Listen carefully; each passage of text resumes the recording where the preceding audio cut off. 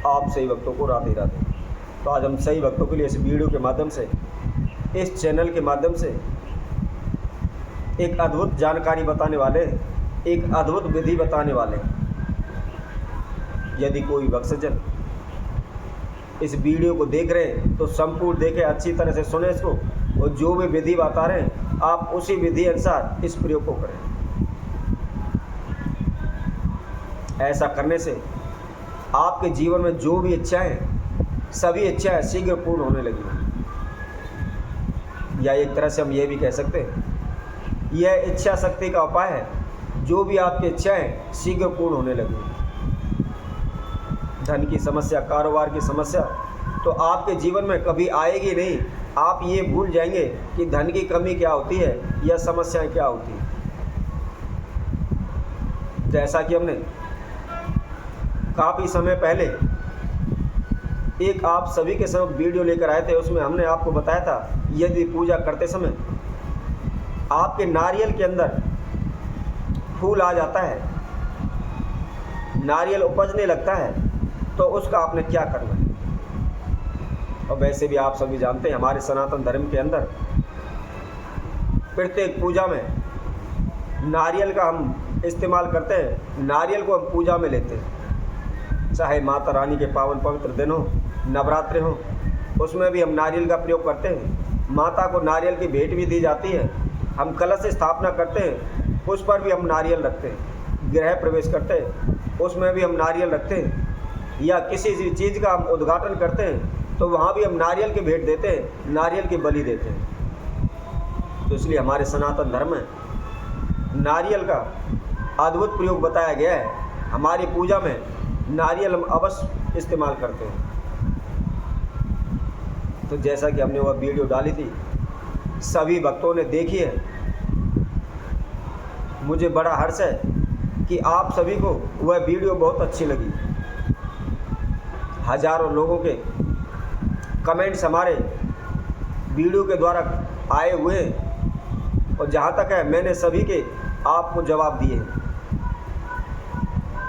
तो मैं उन सभी से कहूँगा जो बार बार मैसेज कर रहे हैं कि जो नारियल के अंदर फूल निकल आता है, या पूजा करते समय जो भी आपने नारियल कलश पर रखा है उसके अंदर फूल है, तो आपको क्या प्रयोग उसका करना है, ताकि आपके जीवन में जो भी समस्याएं, धन हानि, रुकावटें, समस्याएं आ रही हैं, बार बार कुछ ना कुछ समस्या आनी लगी रहती है, तो उसको हम किस प्रकार उसके द्वारा दूर कर सकते हैं।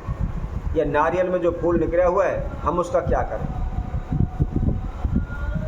कई लोगों के मैसेज आए थे कि हमको पता नहीं था, हमने गलती से उसको तोड़ दिया है, या गलती से हमने प्रसाद के रूप में खा लिया है, या हम मंदिर में गए से वहाँ से हमको नारियल मिला था, उसमें फूल आ रहा है, उसका क्या करें। अनेकों प्रकार के मैसेज हमारे पास आए हुए थे, और तकरीबन मैंने सभी के जवाब दिए। लेकिन उसी के निर्मित आपको और अच्छी तरह से मैं इस वीडियो के माध्यम से समझा रहा हूँ कि आपको, यदि आपने कलश स्थापना की है, या आपको कहीं से भी कैसे भी नारियल प्राप्त हुआ है और उसके अंदर फूल निकला हुआ है, तो उसको क्या करना है। तो इससे पहले जिस किसी भक्तजन ने हमारे चैनल को सब्सक्राइब नहीं किया है, वो सब्सक्राइब करें, लाइक करें, तथा कमेंट बॉक्स में जा कर के राधे राधे अवश्य लिखें।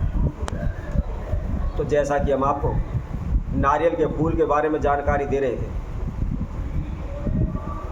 यदि आपने कलश स्थापना की हुई है, नारियल रखा हुआ है, या अन्य कोई पूजन किया हुआ नारियल रखा हुआ है, और नारियल के अंदर पुष्प निकला है, तो आप उसको तोड़े नहीं, ना ही उसको फेंकना है, ना ही किसी को आपने प्रसाद के रूप में उसको देना है। यदि नारियल के अंदर पुष्प निकला हुआ है, नारियल फूला हुआ है, तो सर्वोत्तम माना जाता है। ऐसा कहा जाता है स्वयं साक्षात ईश्वर का आशीर्वाद हमको प्राप्त होता है।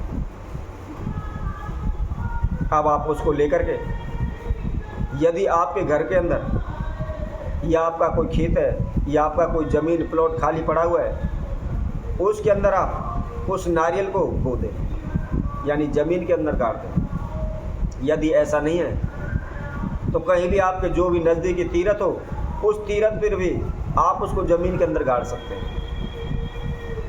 परंतु ध्यान रखें, गाड़ना इस तरीके से है कि वह आसानी से उसमें से पौधा निकलने लगे, वह उपज जाए।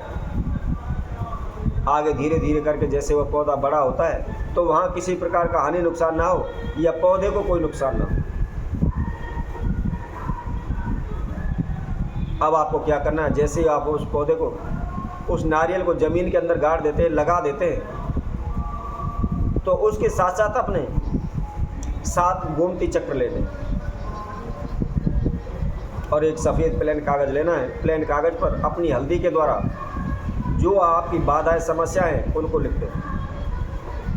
यदि आप धन चाहते हैं तो धन के लिए लिखें, कर्जा नहीं उतर पा रहा है तो कर्जा के लिए लिखें, कारोबार व्यापार नहीं चल रहा है तो कारोबार व्यापार के लिए लिखें, या आप बार बार बीमार पड़ते हैं तो आप उसके लिए लिखें। अब लिखने के बाद जो आपने 7 गोमती चक्र लिए हुए हैं उस कागज़ के अंदर ही फोल्ड कर लें। फोल्ड करने के बाद जहां आपने नारियल गाड़ा हुआ है उस नारियल के पास ही उसको आप गाड़ दें। गाड़ने के बाद ध्यान रखें, संध्या के समय एक घी का दीपक लेना है और उसके अंदर थोड़ा सा घी डाल लें और थोड़ी सी हल्दी डाल लें। जहाँ भी जिस ज़मीन पर भी आपने उस नारियल को गाड़ा है, दबाया है, उसके पास उस घी के दीपक को संध्या के समय जलाएं और एक माला का माता लक्ष्मी के महामंत्र का प्रतिदिन नियमित रूप से जाप करें और आपकी जो भी मनोकामना है उसकी प्रार्थना करें। मंत्र हम आपको बता देते हैं। ओम श्रीम ह्रीम श्रीम महालक्ष्मी नमः। इस मंत्र को आप किसी भी कागज़ पर भी लिख लें। कागज़ पर लिखने के बाद बड़े ही आसानी से आप उसको देख करके पढ़ करके आप जाप कर सकते हैं। जाप करने के बाद हाथ जोड़ करके माता लक्ष्मी की प्रार्थना करें, माता दुर्गा की प्रार्थना करें, माँ कुल देवी की प्रार्थना करें। लेकिन प्रार्थना करते समय जैसा कि हमने आप सभी को पहले भी बताया था और मैं कोशिश करता हूँ प्रत्येक वीडियो के माध्यम से आपको बताता हूँ, अपना नाम एवं गोत्र लेना ना भूलें। नाम एवं गोत्र की द्वारा ही आप उस मनोकामना को बोलें। तो ऐसा करने से आपके जीवन की सभी समस्याओं का समाधान हो जाएगा। देखते ही देखते आपके धन धान में बरकत होगी, कारोबार व्यापार में बरकत होगी।